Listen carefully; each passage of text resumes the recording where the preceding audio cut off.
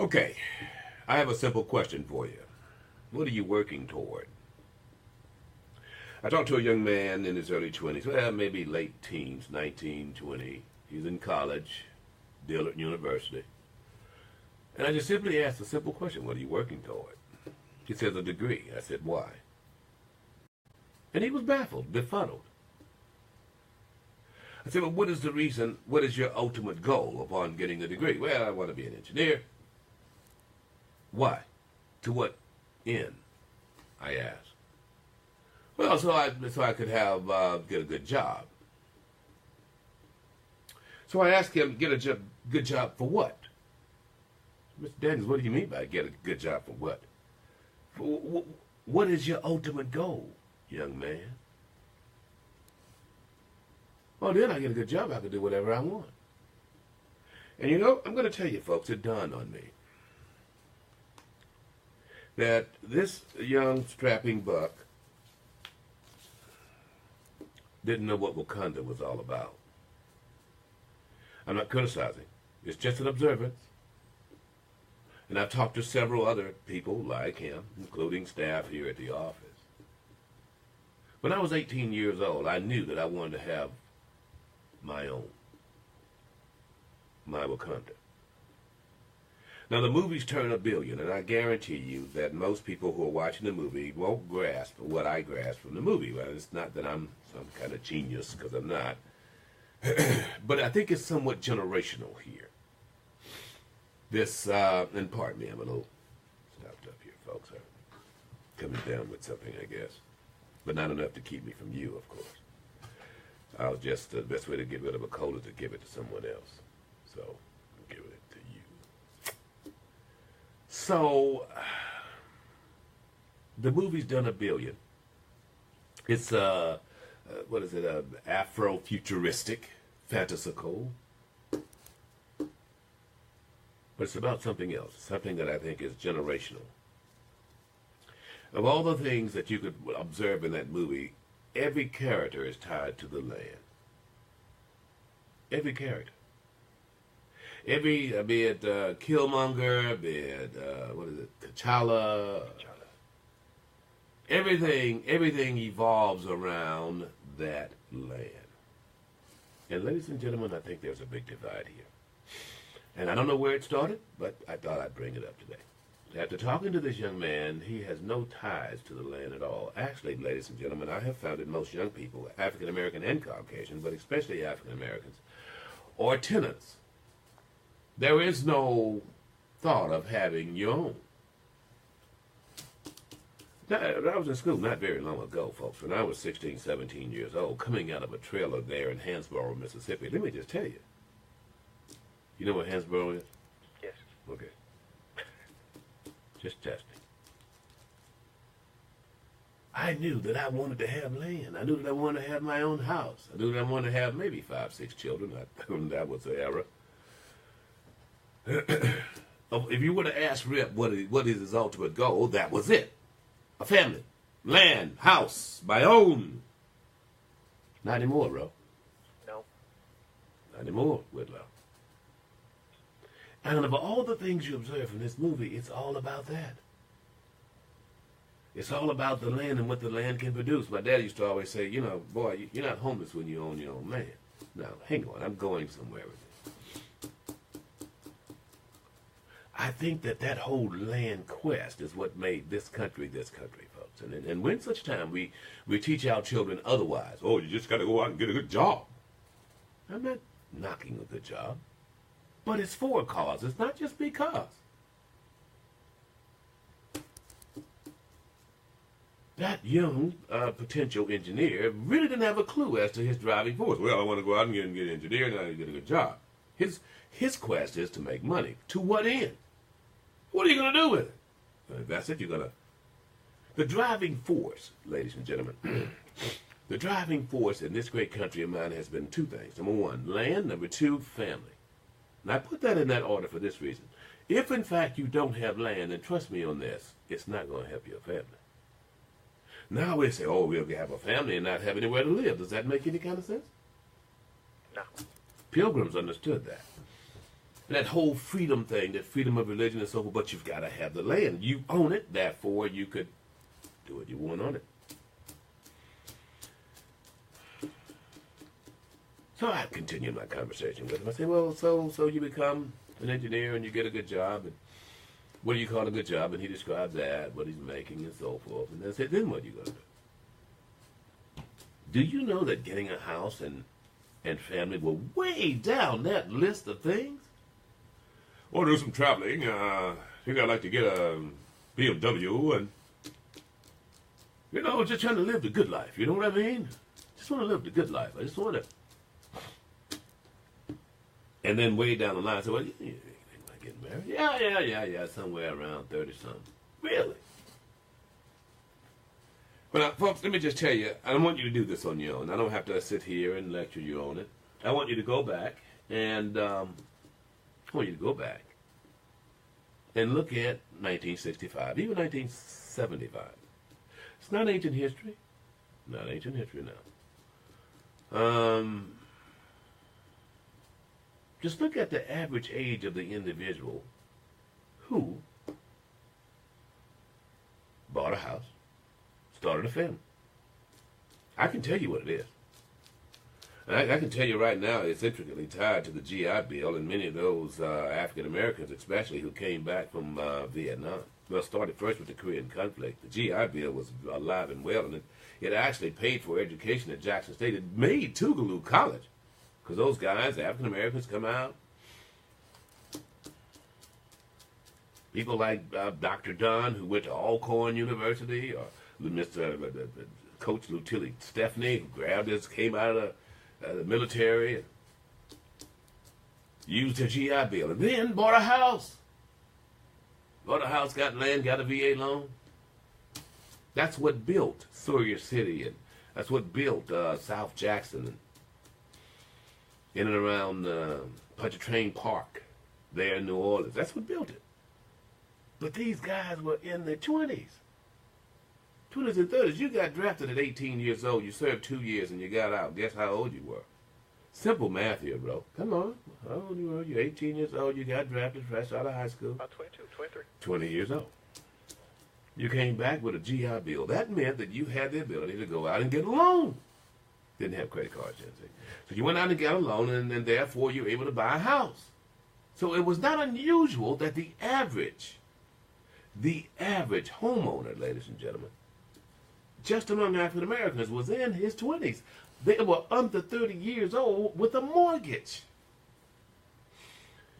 Buying a house, either having a mortgage, or for that matter, they will have bought land instead, and then started to construct their house. 20 years old. The average family during that time, somewhere around 4 to 5 children. Now, they did all that, went off to war 2 years, did the draft, came back, bought a house, and had babies. They were rolling, bro. Yeah. It was a happy time. I know, it was my times. All of that inside of Jim Crow, when there were very few opportunities. Wasn't a whole lot of African-American engineers during that time. And look, I'm not preaching. I'm just simply giving you the history so that you'll understand that it is a roadmap. It is a way. If you follow this map, then there's a very great possibility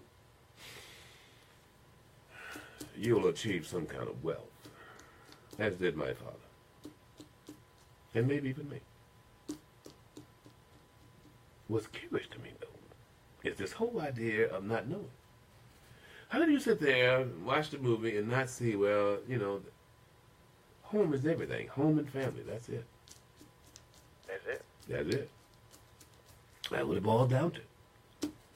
And I think, for whatever reason, and I don't know why, I know we don't have a question, Ro, we'll come up with it. I don't know why, there seems to be a reluctance on the part of teachers, certainly, Definitely. or preachers, Oof. Oof. or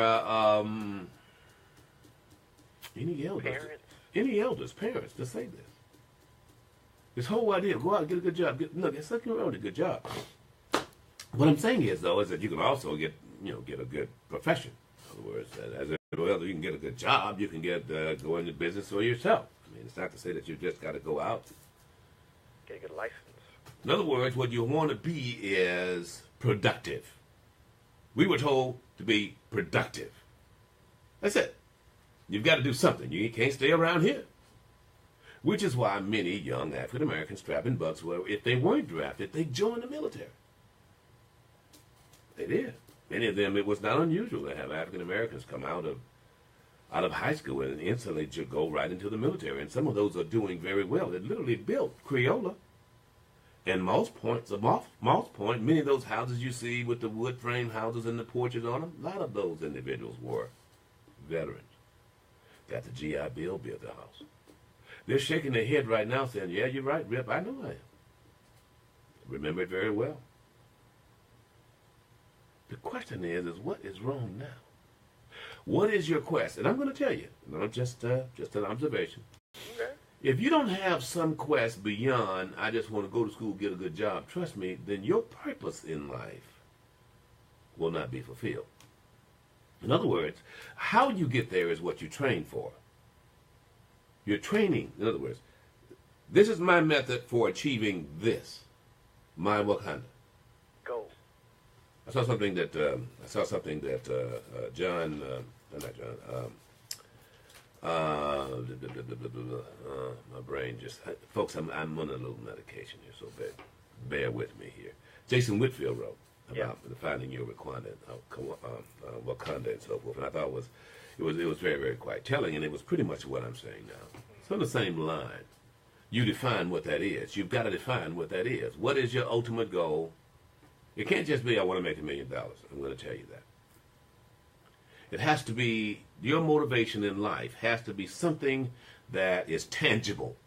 Money's fleeting. Now, you're going to need money to get there, possibly. There's no doubt about that. But what is your Wakanda? What is your space, your environment, your home? Where is that going to be, and how is that going to be? Because if by chance you don't have this, it's a very great possibility that you'll be sorely disappointed, and you'll be sidetracked. This is what I mean by that. You'll be sidetracked by the glitz and the glitter. A lot of rappers go through this now. Oh yeah, man. They get sidetracked by, okay, the bling bling. You know? In other words, they just get caught up on a Maserati and pay too much for a Maserati, then, as opposed to getting something tangible, something that is stable. How about that? And that is no greater than land, ladies and gentlemen. That's what it is. If, in fact, you are 17, 18 years old, if you have a young man right now who's living under your roof, let me tell you, there's only one reason he's doing this, because he doesn't have his own. And it's, Mom, Dad, it's your fault. You should have taught that boy, that son or daughter, that he's got to have his own. It's not too late. You just got to say to him, look him in the eye and say, no, you need to have your own. When that happens, that causes you to stay on the straight and narrow, Whitlock. In other words, this whole idea of you can tell a kid, well, you know, you don't need to go out and do the gangbang and then sell dope. Well, okay. Trust me on this. When you own land, when you make an installment, and you own something, it has a tendency to curtail whatever else crazy thing you're thinking about. Because you don't want nobody taking your land. That's your Wakanda, bro. Wakanda, bro. That's your Wakanda. You don't want nobody taking that. Of course, with that, if in fact you are in fact charged, you can get a bond because you have land. Believe it or not, it's a. Yeah, you can post bond by posting your land. But that's hopefully will not be something that happens to you. Big question is, what happened? How is it that the families who were 20-year-old families, I mean, and by the way, getting married was far, far younger. I hadn't had this discussion in a long time. You know, the average age for people getting married was somewhere between 16 and 23. By that time, you're starting a family. What's with that, you not getting married? Are you serious? You want to wait till you're 34 years old to have a baby? Really? Walk around with that diaper bag? Excuse me. I mean, it's, you know, and I don't know whether anyone else has told you this. It's all about the math. Now hang on, just bear with me. And I know you guys weren't ready for this when I started. But you guys who are watching me on Facebook Live, no, this is not about sex. It's not about who's doing who, none of that. And I'm not even talking about Donald Judd. I'm just talking about the math. I don't think that you young people have understood the math yet. Here's the math. Number one, by the time you get out of high school, you're 18 years old. If you go through 12 years of school, now you should skip classes. So you're 18 years old. That means that by that time, you are considered an adult. Whether you like it or not, whether you act like it or not, you're an adult. At 18 years old, you also have to register just in case there's a draft if you're a man, a boy. If there is a draft, then you could very well be taken. To which, nowadays, you probably serve 2 to 3 years. You're coming out, you're 23 years old. Right? So you're 23 years old, and here you are thinking to yourself, okay, so what am I going to do now? Where am I going to go? And who am I going to be with? Where am I going to live? So at that time, you're 23 years old, you might even want to have a child. Child's in the question. You're 23 years old, and you're going to care for that child until he's 18 years old. By the time that child graduates from high school, let me just tell you, you're going to be, 41 years old. Do the math. 41-year-old man with an 18-year-old strapping buck. Not too bad. Not too bad, huh? Not too bad. So now imagine if you are 30 years old and you have a child. 30 years old, 18, you're 48 years old. You're almost a half a century years old, 50 years old, trying to deal with a strapping young 18-year-old. That's okay. Well, you say that because you are not 48 years old. With a strapping you. Yeah, right. The reality here is that you do this while you're young. That's when you're strong. And this is not a Rip Daniels concept. This has happened since the beginning of time. You can go back to Adam and Eve. You will find this to be the case throughout whatever biblical story. That you do the math and it's like, okay, I need to do this. Now, hang on, I'm not through with the math. So let's go back to the land. So you're 23 years old. 23 years old, typically you're going to have a 30-year mortgage. 30 years, you are going to be 53 by the time you pay for your house. 53 years old. One is thinking about retiring at that point. At that point, however, your house is paid for, and now you have developed wealth, Whitlock. You paid for a house. When you bought the house, maybe it was worth $30,000. Now, some 30 years later, that house is probably worth double that much. $60,000. So now you've got a $60,000 house when you're older, right? That could very well be used if you put a mortgage on it. You can get $60,000 now to carry you through while you are elderly, so to speak. You get sick around that time.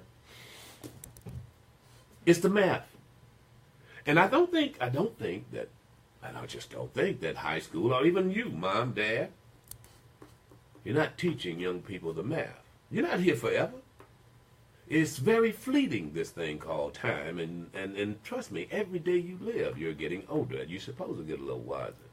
But if you just do the math, it will dawn on you, I need to get on with this thing called living. I'm just saying. All right, let's just say you go ahead, you go to school at 18 years old, you get out of school, more than likely you'll be 21 years old, you get out of college. Oh, yeah, I got my degree. Oh, good, wonderful. Now I want to start into my profession, want to do what I want to do. Well, 9 times out of 10, you're going to start at the bottom. Not unless you're some Ivy League Rhodes Scholar somewhere and somebody makes you an offer you can't refuse. But even if you did that, you still have to establish somewhere to go, somewhere to live. Your greatest expense, with living is your house. Where you're going to go to get out of the rain.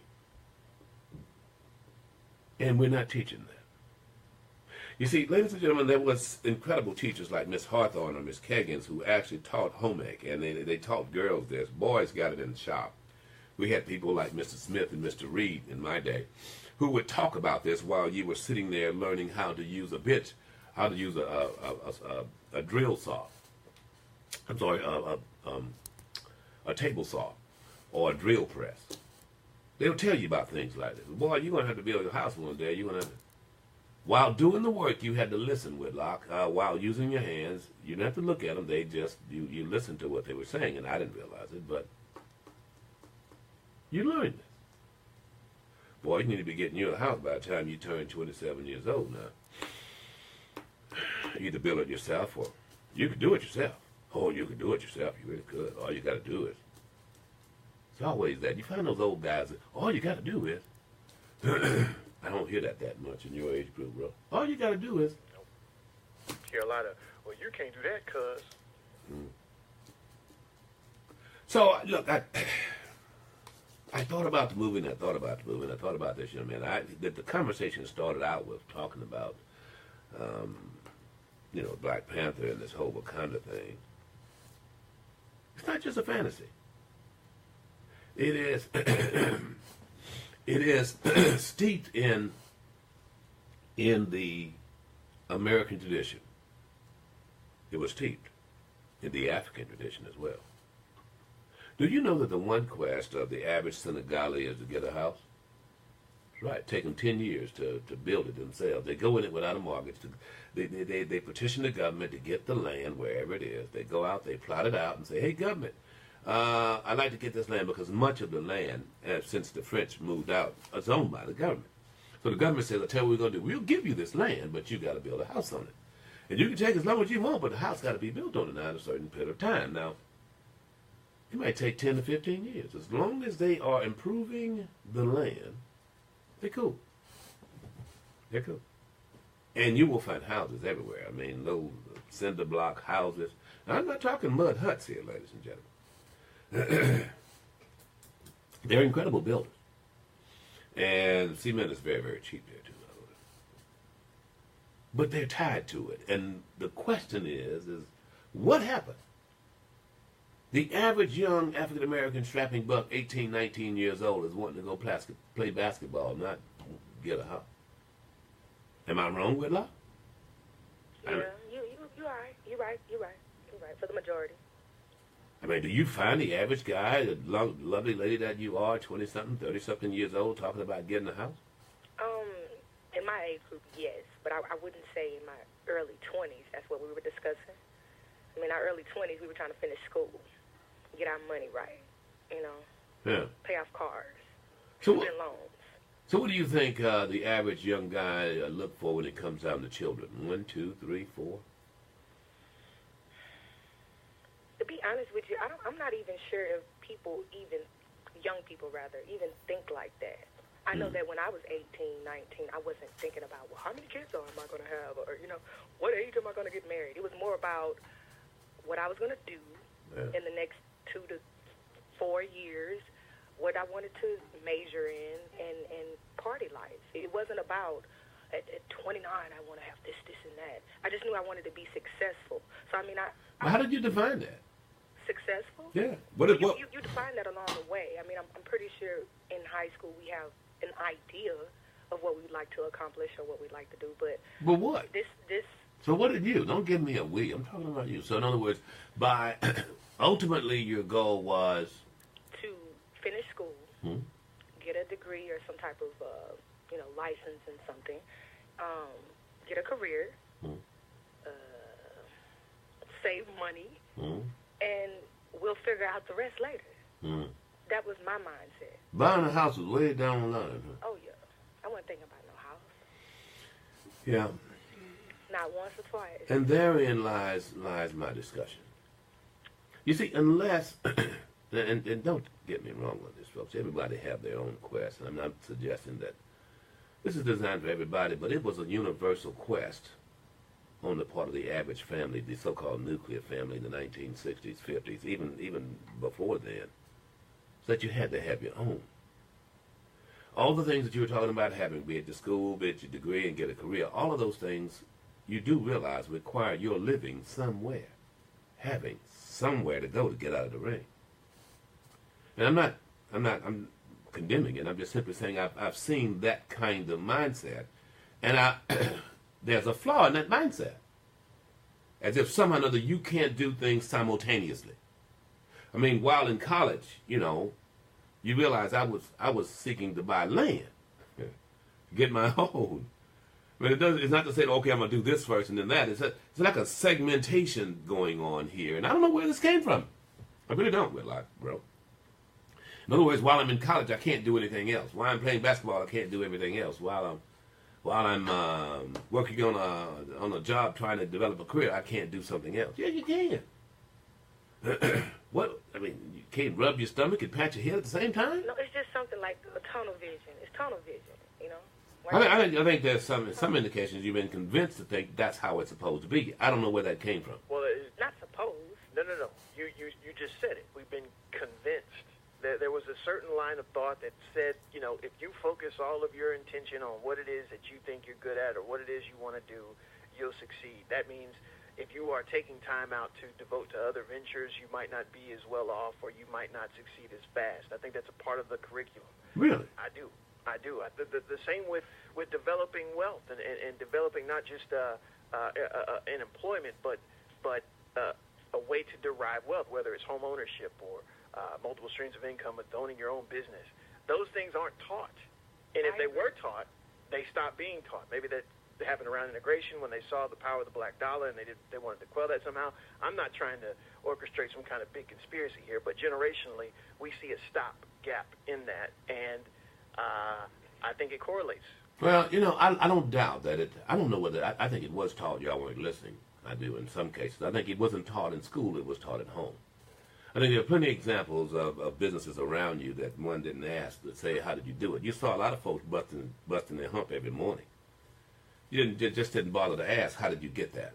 How did you build that brick house over there in Villa Del Rey or in Sherwood Estates? How did you do that? Very rarely do you get those questions. But back to your point, and I think it's a very legitimate one. I think that this whole idea that if you do follow the Whitlock pattern, for instance, well, I go to school, get a career. They're right now, ladies and gentlemen, one of the highest employment rates, unfortunately, compared to 60s, is those individuals who have degrees. They are underemployed, meaning they came out of college thinking that they would automatically start somewhere around $40,000, $50,000 a year, and it ain't happening. I mean, just nationally, when you look at the results on the census, it's almost as if somehow or another something has happened. They go, wait a minute, I did everything I was supposed to do. I went to school and did that, and then graduated with the honors, and now I'm ready to be successful. And I mean, that's what we were force-fed all our lives. Well, that's to what be successful. Yeah, but that's what you chose to believe, too. That's what you chose to believe. I was told the same thing. However, I noticed something while I was in college in St. Petersburg. I noticed that, of course, I had gotten into the job market early, and maybe this is different here. Because I've worked ever since I was able to work. I'm talking. And then legally I worked when I was 15 years old and 16. So it was, you're around working people, you learn some things. And what I learned is that the guy who started as a janitor can, in fact, become the manager. He had no education, no nothing. And so while I was in school and I was pursuing business, I thought to myself, I'm going to be in here 4 years. Some janitor now is going to go to work, learn everything, learn all the particulars, right, about whatever business. And then by the time I get out in 4 years, this guy will have more experience than I have because I've been in college. I don't have the experience. I may have studied psychology and macroeconomics and so forth. But I don't have the experience with that company. And who does a boss want? Who does the manager want more than someone who has the experience, who's been there and had some tenure with the company? You saw that time and time again, and you still see it. Now, I'm not talking condemning college. No, don't interpret it that way. But what drives that guy who starts as a janitor is more than likely his ownership of something right there. He realizes that his success is in as much as he's working and he's putting that money towards something. Right? It's not an illusion that somehow or another, just because I have the intelligence, I am endowed or entitled to the wealth. He's busting his hump.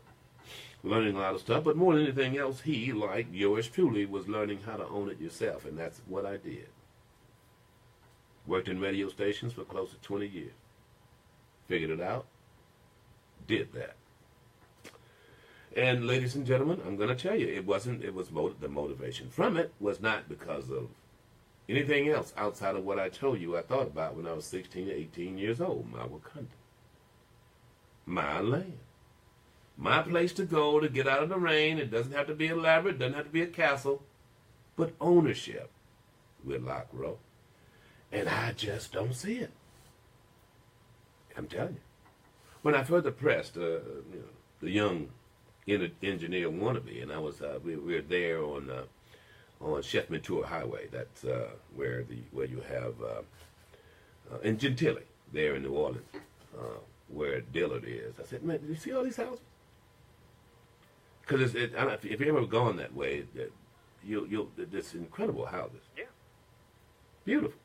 And as you're going then toward the CBD, toward New Orleans, a lot of African Americans are living in those grand mansions. I said, well, how do you think they were built? Well, you know, the people got some money, and that's how they built them. Well, there's no doubt about that. Well, why do you think they built them? Why did they?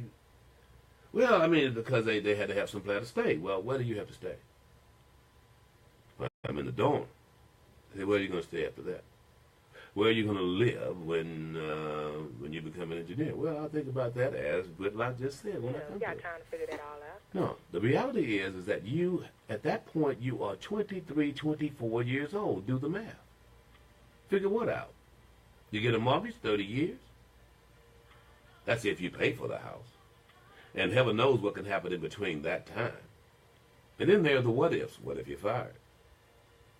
In other words, the quest has to be your Wakanda, or else it won't motivate you to do something else. You can be fired. You can suddenly come down with a debilitating disease that won't allow you to do the work you thought you could do, but you got to do something. The driving force has to be something else besides just your vision. You got me? Oh, yeah, well, I'm supposed to be here. You know, Wakanda is tangible. There is a place in your mind that says, this is my utopia. This is my asylum. This is mine. If you have not come up with that, then you don't have the kind of motivation it takes to progress. I don't think so. I think you get sidetracked. You go down this lane, go down that lane, go down every lane. You're just thinking that everybody else is doing so well. When the reality is that you have not defined what it's supposed to be, what your success is. When you do that, then I think you'll be motivated to keep it at any means necessary. We'll be back. Every day, more than 10,000 people are approaching retirement age.